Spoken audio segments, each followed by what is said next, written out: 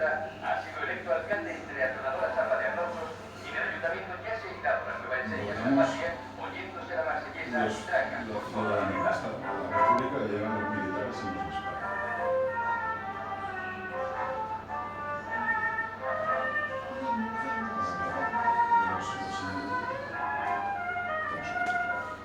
Una multitud urgente reunida en Valencia recibió en el puerto del Grao los restos mortales de don Vicente Blasco Ibáñez. Ha regresado el escritor, el republicano, el prohombre fallecido hace ya 4 años en tierras francesas. El féretro ha sido llevado a hombros por miembros de la Unión Republicana Autonomista. Tal era la multitud que el cortejo tardó 4 horas en recorrer los escasos kilómetros hasta el ayuntamiento.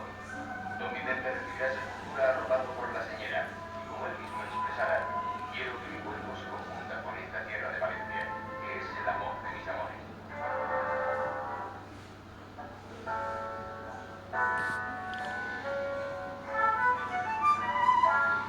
Grupos escolares se están cimentando en toda Valencia para educar, pero sobre todo para formar personas libres espiritualmente. En cada grupo el menaje es modernísimo y un arreglo a los últimos modelos pedagógicos e higiénicos para obtener una enseñanza pública de calidad.